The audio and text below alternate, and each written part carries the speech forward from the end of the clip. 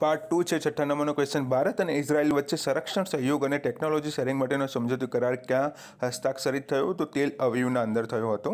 બીજું છે ડૉક્ટર સાઈ ગૌતમ ગોપાલકૃષ્ણન, જેમને મનોહર પર્રિકર યુવા સાયન્ટિસ્ટ એવોર્ડ 2025 એનાયત કરવામાં આવ્યો છે, તેઓ કયા સંસ્થાના સહયોગી પ્રોફેસર છે? તો બી જવાબ આવશે Indian Institute of Science Bengaluru. બેંગલુરુના એસોસિએટ પ્રોફેસર છે ડૉક્ટર સાઈ ગૌતમ ગોપાલકૃષ્ણ, જેમને મનોહર પર્રિકર યુવા સાયન્ટિસ્ટ એવોર્ડ 2025 એનાયત થયો છે. આઠમું છે દિલ્હીના ઇન્દિરા ગાંધી ઇન્ટરનેશનલ એરપોર્ટ પર તાજેતરમાં કઈ સમસ્યાના કારણે વિમાનોને અન્ય એરપોર્ટ પર વાળવામાં આવ્યા છે? તો બી જવાબ આવશે જીપીએસ સ્પૂફિંગ.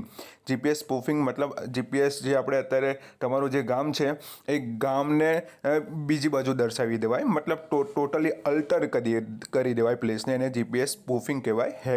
હેકના થ્રુ થાય છે, અથવા તો કોઈ સિસ્ટમ અપગ્રેડ કરવાની હોય ત્યારે પણ આવી સમસ્યા સર્જાતી હોય છે. બરાબર. નવમું છે મુંબઈ એરપોર્ટ પર હાઈ ગ્રેડ હાઇડ્રોપોનિક કેનાબિસ જપ્ત કરવા માટે ડિરેક્ટોરેટ ઓફ રેવન્યુ DRI દ્વારા શરૂ કરાયેલ ઓપરેશનનું નામ શું છે? તો બી જવાબ આવશે ઓપરેશન વિડાઉટ. અને છેલ્લું છે એપેડા દ્વારા પુષ્ટિકર ચોખા ફોર્ટિફાઈડ રાઈસ નિકાસ કયા ભારતીય રાજ્યમાંથી પાપા ન્યૂ ગિનીમાં કરવામાં આવી છે?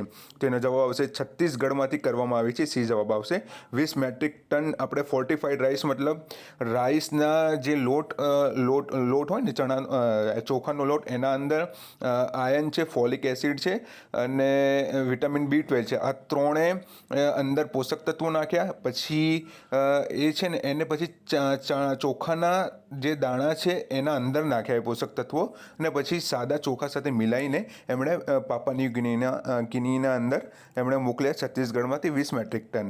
એ આપણી એગ્રીકલ્ચર સંસ્થા છે એપેડા. તો આ આપણે યાદ રાખવાનું છે ફોર્ટિફાઈડ રાઈસ. Thank you.